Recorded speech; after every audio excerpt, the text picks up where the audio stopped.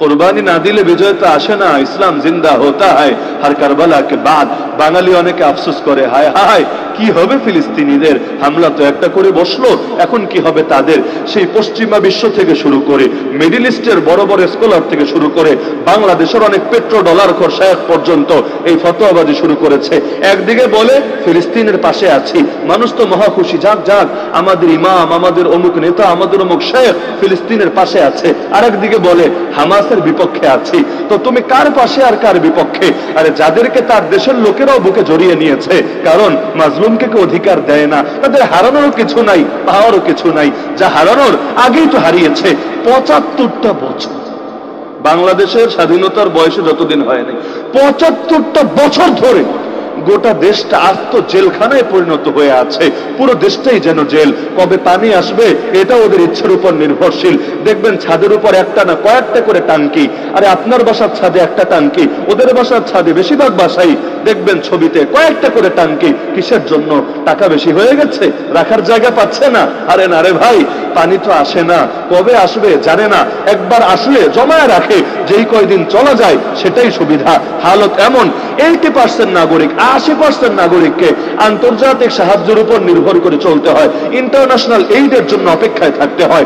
10 জনের মধ্যে গড়ে 5 জন করে মানুষ তাদের জিন্দানখানায় বন্দী, ইসরায়েলের হাতে বন্দী। ছোট ছোট বাচ্চারা পর্যন্ত নিরাপদ থাকছে না। স্বাস্থ্যহানির এই অবস্থা, 5 জন শিশুর 1 জন করে শিশু স্বাস্থ্যজনিত কারণে অকাল মানে চিকিৎসার অভাবে মৃত্যুবরণ করছে।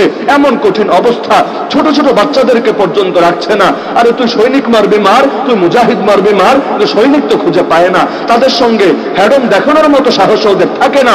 এখন হসপিটালে হামলা করে, স্কুলে হামলা করে, ছোট ছোট বাচ্চাদেরকে আস্ত রাখে না, এদেরকেও নির্মম ভাবে হত্যা করতে থাকে। তো যে জন্মের পর থেকে রক্তই দেখে এসেছে, জন্ম হয়ে দেখেছে বাপ নাই মা নাই, বুলেটের গন্ধের সঙ্গে পরিচিত হয়েছে। আরে আপনার কাছে মেশকা আম্বর যতটা প্রিয় আর পরিচিত, তার কাছে এর চাইতেও বেশি প্রিয় হয়ে আছে বুলেটের গন্ধ। এভাবেই বড় হচ্ছে, খেলা খেলছে, মৃত্যুর খেলা, এটাই তাদের সঙ্গে স্বাভাবিকভাবে জড়িয়ে আছে। তো তার হারানোর কি আছে, পাওয়ার কি আছে? আর যেই কয়দিন দুনিয়ায় বাঁচবে ওই কয়দিনে সে ফিতনা অনুভব করবে। যখন শাহাদাত বরণ করবে তখনই তার কাছে মনে হবে ঝামেলা থেকে মুক্তি মিলেছে, চিরসুখের জান্নাত আমার কপালে জুটে গেছে। তো যারা নিজেরাই সন্তুষ্ট, শাহাদাত মায়া কান্না না করলেও হবে। আরে যারা মরছে এই যুদ্ধে, তারা কেউ হতভাগা হচ্ছে না, বরঞ্চ তারা তো নিজেদের আখের গুছিয়ে নিচ্ছে। কিন্তু আমার মতো পাপীদের কাঁধে বিরাট বড় দায়িত্বের বোঝা রেখে যাচ্ছে। না জানি এই পাপের কারণে কিয়ামতের দিন আমাকে মুনাফিকের কাতারে উঠতে হয়, না জানি এই পাপের কারণে ছোট ছোট বাচ্চাগুলো আমাদের বিরুদ্ধে আল্লাহর কাছে বিচার দেয়। আর আল্লাহ তো বলেছেনই, ওয়া ইদাল মাউউদাতু সুইলাত বিআইয়ি যামবিন কুতিলাত, যেই সমস্ত শিশুকে জাহেল যুগে মেয়ে হয়ে জন্মানোর অপরাধে জ্যান্ত দাফন করা হয়েছিল, রব্বুল আলামিন কিয়ামতের ময়দানে ওদেরকে উঠিয়ে বলবেন, আরে বল না কোন অপরাধে তোদেরকে হত্যা করা হয়েছিল। তো যে আল্লাহ ওদেরকেও প্রশ্নের আওতায় আনবেন, ওদের এই জুলুমে এমনি এমনি ছেড়ে দিবেন না, প্রতিটার ক্ষেত্রে ইনসাফের ন্যায় নীতি কায়েম করবেন। সেই আল্লাহ এই হাসি মুখের বাচ্চাদেরকে কি এমনি ছেড়ে দিবেন? জিজ্ঞেস করবে না, আরে কেন এই বর্বর আচরণ করা হলো তোর সাথে? যদি জবাব দেয় আল্লাহ, কাফির তো কাফেরই, যারা আপনাকে দেখতে পারে না তারা আমাদের কেন দেখতে পারবে? যারা আপনার নবীকে ভালোবাসে না আমাদের কোন যুক্তিতে ভালোবাসবে? কিন্তু আমাদের 180 কোটি ভাই বোনেরাও আমাদের ভালোবাসে নাই, আমাদের পাশে দাঁড়ায় নাই। 23 লক্ষ, মাত্র 23 লক্ষ মুসলমানের পাশে 180 কোটি মুসলমান দাঁড়াতে পারছে না। অথচ 180 কোটি মুসলমান চাইলে এই মাত্র 23 লাখ মুসলমানকে এই দুর্দশা থেকে বের করে আনা কোনো জটিল ব্যাপারই ছিল না। কি বলবে? আমরা দুর্বল, আমরা অসহায়, আমরা অক্ষম। আরে কখন বড় দুর্বল? যখন 313 ছিল তখনই দুর্বলতার অজুহাত দিয়ে কেউ ময়দান ছেড়ে পালায় নাই। আর এখন 3013, 3,13,000, 3 কোটি 13 না রে ভাই, 180 কোটি প্লাস হয়েছে আমাদের সংখ্যা। এখন যদি বলেন দুর্বল, এখন যদি বলেন অক্ষম, এখন যদি বলেন অসহায়, তো সক্ষম হবেনটা কবে? দুর্বল থেকে সবল হবেনটা কবে? জিবরিল এসে কি পিটা পিটা সবল বানাবে নাকি? আরে উযু তো করার জন্য নিজেই এগিয়ে যান, নামাজের তৈরি নিজেই করেন। খালি একটা প্রশ্ন প্রসঙ্গ আসলেই কেন বলেন প্রস্তুতি নাই, শক্তি নাই, সামর্থ্য নাই। তো শক্তি সামর্থ্যকে আসমান ফুটা হয়ে আসবে নাকি? জগতের সব আকাম কুকামের শক্তি আছে, খালি মাজলুমের পাশে দাঁড়ানোর শক্তি নাই। আরে নিজেদের মধ্যে রাজনৈতিক কোন্দলকে কেন্দ্র করে নিজেদের মধ্যে আপোষে গৃহযুদ্ধ লাগানোর হেডম আছে, কিন্তু কাফেরদের বিরুদ্ধে মোকাবেলা করার হেডম নাই। আল্লাহর কসম, এর চাইতে বড় কাপুরুষতার কথা মুসলমানের জন্য কিছু হতে পারে। সৈয়দ আবুল হাসান আলী নদভী রহমতুল্লাহ আলাইহি কিতাব লিখেছিলেন, রিদ্দাতুন ওয়ালা আবা বকরিল্লাহ। মুরতাদের ফিতনা চারদিকে, একজন আবু বকর নাই ফিতনা দমানোর জন্য। আজকেও বলতে হয় ইহুদিদের ফিতনা চারদিকে, একজন সালাহুদ্দিন আইয়ুবী নাই ওদের ত্রুটি চেপে ধরার জন্য। একজন নাই এমন বীর, একজন বাইবাস নাই, একজন কুদস নাই যে ওদের সামনে দাঁড়িয়ে বলবে খাইবার খাইবার ইয়া ইয়াহুদ জৈশ মুহাম্মদ সাউফা ইয়াউদ, খাইবার খাইবার ইয়া ইয়াহুদ জৈশ মুহাম্মদ সাউফা ইয়াউদ। উল্টো হালত এমন। আর ইসলামের কথা বলতে মুসলমান এখন ভয় পায়, দলীয় স্লোগান দিতে ভয় পায় না, কাফের মুশরিকের পক্ষে স্লোগান দিতে ভয় পায় না। সাবিলুনা সাবিলুনা আল জিহাদ শুনলে ভেতরে দাউ দাউ করে জ্বলতে থাকা আগুন নেভে না। তারা বলে এই হুজুর ভালো না, ওই হুজুর ভালো না। কেন ভালো না? এরা জিহাদের কথা বলে, কেন বলবে জিহাদের কথা? ওরা জিহাদের কথা বললে আমাদের হায়াত যদি কমে যায়, ওরা জিহাদের কথা বললে আমাদের ঝুঁকিও যদি বেড়ে যায়। আরে আল্লাহর বান্দা যে বলছে, সে যখন নিজের প্রাণকে আল্লাহর নামে উৎসর্গ করেই দিয়েছে, মরলে সেই তো মরবে, তোমার এত পেরেশানি করার কি আছে? নিজেরটা নিজে করো না। আমাদের ভাই গুনবী বলতেন, সকলের বুকের পাটা সমান থাকবে না, তোমার বুকের পাটায় যদি না কুলায় তুমি চুপ থাকো না। আল্লাহর কাছে ওজোর হলেও হতে পারে যে বলে তার পথে কাটা পিছাতে আসো কোন যুক্তিতে, পারলে সাহায্য করো, না পারলে চুপ থাকো। নিজেই নিজের ভাইয়ের দুশমন হয়ে যাও না, না হলে ইসলামের বিজয় কিভাবে আসবে? দেখেন না, লোক তো বহুত থাকে, কিন্তু এক মামুনুল হক কারাগারে বন্দী থাকলে তার শূন্যতা লক্ষ কোটি মানুষ দিয়েও পূরণ হয় না। যখনই কোনো ইস্যু আসে সবার মুখেই এই কথা উচ্চারিত হয়, হ্যাঁ আজ যদি শেখুল হাদিস থাকতো তাহলে আবারও তার ধ্বনিতে গোটা প্যান্ডেল উচ্চকিত হতো, এমনকি তার আওয়াজে নাস্তিক বেঈমানদের বুকগুলো থরথর করে কাঁপতো। তো কণ্ঠের তো অভাব নাই, আওয়াজের তো অভাব নাই, কিন্তু একটা আওয়াজের কেন মিস করে সবাই? তার মানে আল্লাহ এক একজনকে এক এক লাইনে আগায় দেন, এক এক লাইনে যোগ্যতা দেন। তো তুমি না পারলে না করো, যে করে তার বাধা দিত কেন আসো? দুনিয়া সবাই সব কথা বলবে, বাতিল বাতিল কথা বলবে, সমস্যা নেই।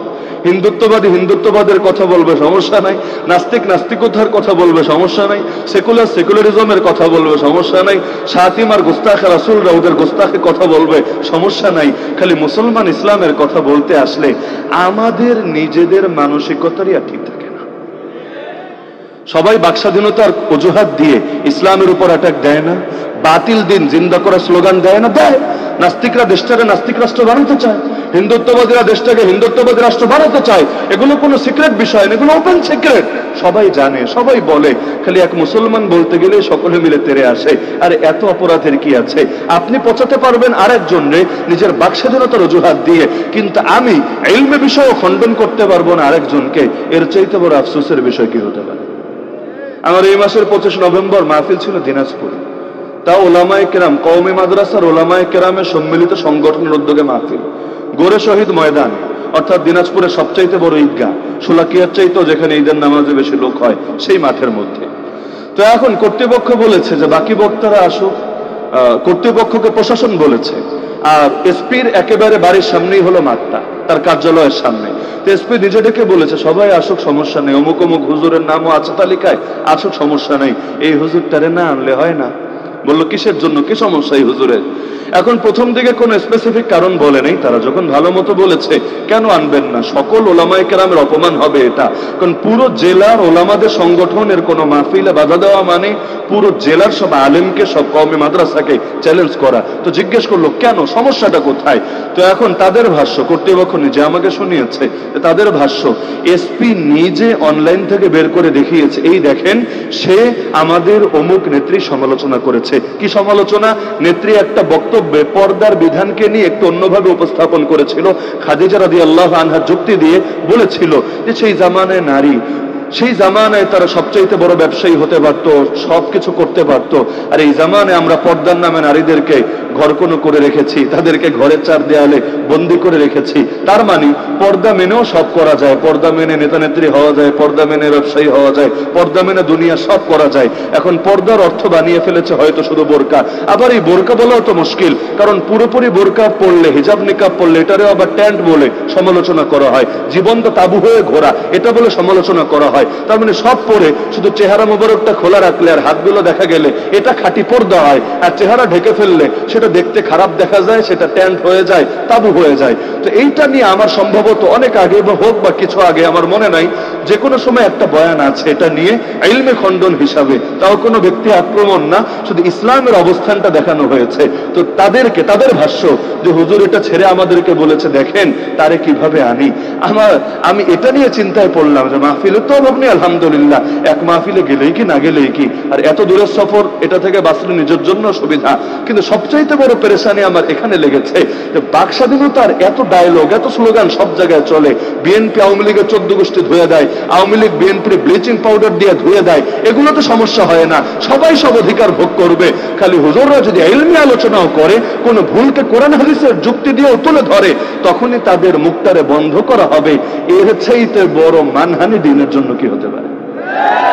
তাহলে বাক স্বাধীনতা বাহ্যিক শব্দ, ক্লিয়ার বলুক যে মোল্লাদের কোনো স্বাধীনতা থাকতে নাই, মোল্লাদের কোনো অধিকার থাকতে নাই, মোল্লারা এই রাষ্ট্রের নাগরিকই না, আর এই রাষ্ট্রে ভেসে আসা কচুরিপোনা। যেমন মাঝে মধ্যে বলে কলেজের ছেলেরা রাজনীতি করতে পারবে, ভার্সিটির ছেলেরা রাজনীতি করতে পারবে, হাই স্কুলের ছেলেরা রাজনীতি করতে পারবে, কিন্তু লিখিত দাও তোমরা কওমি মাদ্রাসার ছেলেরা রাজনীতি করতে পারবে না। ব্যক্তিগতভাবে আমি রাজনীতি করি না, প্রচলিত ধারার রাজনীতির সঙ্গে আমার কেউ কোনোদিন দেখানো নাই, কিন্তু আমার এটাই শুধু বুঝে ধরে না যে অধিকার কলেজের ছেলে পাবে, অধিকার ভার্সিটির ছেলে পাবে, অধিকার স্কুলের ছেলে পাবে, কিন্তু আইন করে বা চাপিয়ে দিয়ে কওমের ছেলেদের থেকে অধিকার কেন কেড়ে নেওয়া হবে? তাদের পাপটা কি? তারা কওমি মাদ্রাসায় ভর্তি হয়েছে, মাথায় টুপি পরেছে, পাগড়ি পরেছে, গায়ে জামা পরেছে, সুন্নতি জামা, এটাই কি তাদের পাপ? তার রাষ্ট্রেরটা খায় না, বরঞ্চ তার রাষ্ট্রের নুনও খায় না, গুণও গায় না, এটাই কি তাদের সবচাইতে বড় পাপ? আরে পাপটা কি? এটাই তো আমার বুঝে আসে না, যে অধিকার অন্যরা পায়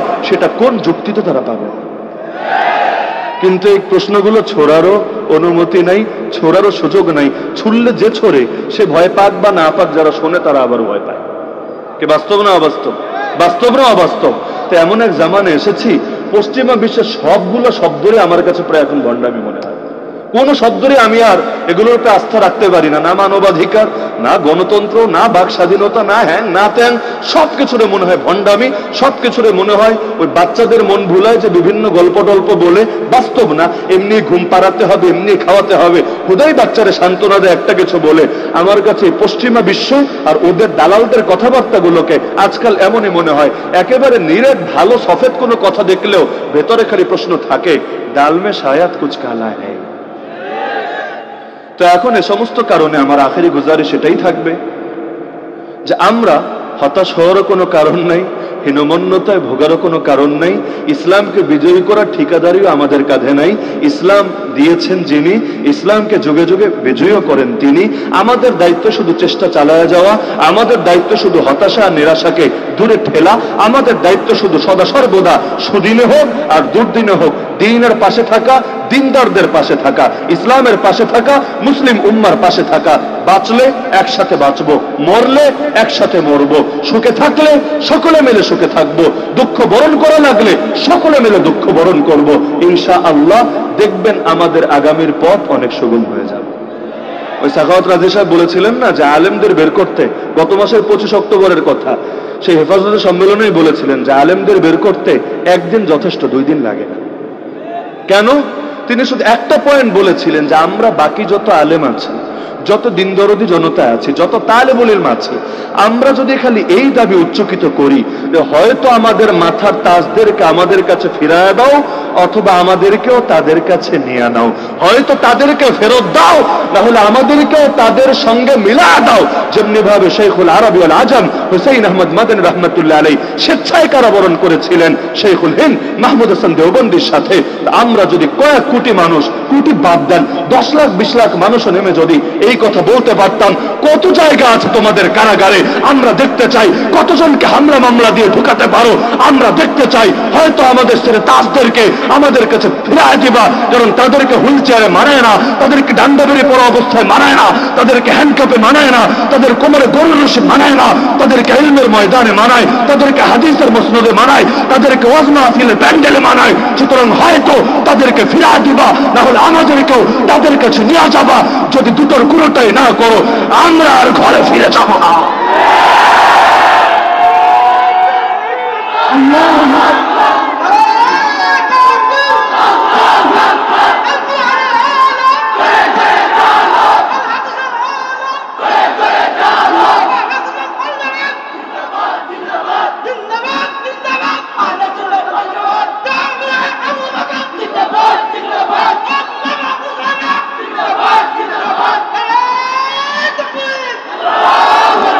সুতরাং নিজের ভাগ্যকে উম্মার ভাগ্যের সঙ্গে মিলায় নেন। ওয়াকালা ইন্নানি মিনাল মুসলিমিন, লা ইন্নানি মুসলিমুন। আমি একজন মুসলমান, এই পরিচয় দিয়েন না। আমি মুসলিম উম্মার একজন, এই পরিচয় দেন। কোরআনের ভাষায় এই পরিচয় যতদিন দিবেন না, পূর্ণাঙ্গ মুমিনও হতে পারবেন না। পূর্ণাঙ্গ মুমিন হতে চাইলে নিজেকে জুড়ে দেন উম্মার সঙ্গে। গোটা উম্মা মিলে এক পরিবারের মতো না, গোটা উম্মা মিলে এক দেহের মতো। এক দেহের ভালো থাকা পুরোটার সঙ্গে সম্পর্কিত।